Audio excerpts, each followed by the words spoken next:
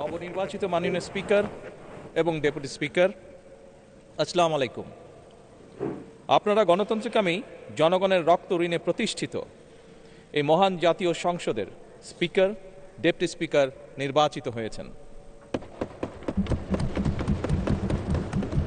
আপনাদেরকে প্রাণ ঢালা অভিনন্দন। আজ থেকে আপনারা আর কোনো দলের নন, এই মহান জাতীয় সংসদের স্পিকার। আজ থেকে এই মহান সংসদের নির্বাচিত প্রত্যেক সদস্য আপনাদের চোখে সমান। আপনারা এই সংসদের অভিভাবক। মাননীয় স্পিকার, গত ১.৫ দশকের বেশি সময় ধরে সকল গণতান্ত্রিক রাজনৈতিক অধিকার কেড়ে নিয়ে জনগণকে দুর্বল জনগোষ্ঠীতে পরিণত করা হয়েছিল। মহান জাতীয় সংসদকে মানুষের অধিকার লুণ্ঠনকারীদের ক্লাবে পরিণত করা হয়েছিল। বিগত ১.৫ দশকে যারা নিজেদেরকে এমপি পরিচয় দিয়েছিল তারা কেউ জনগণের ভোটে নির্বাচিত ছিল না।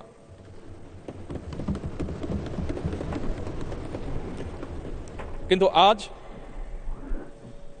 এই সংসদে জনগণের সরাসরি ভোটে নির্বাচিত জনপ্রতিনিধিদের সংসদ।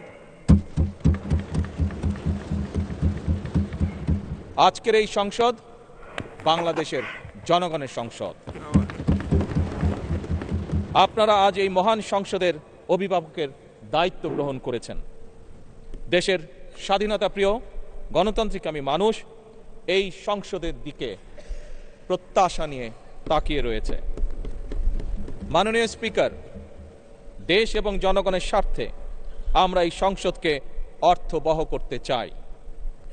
বিরোধিতার জন্য বিরোধিতা নয়, বরং শানিত যুক্তিতর্কের মাধ্যমে আমরা এই সংসদকে প্রাণবন্ত করে তুলতে চাই।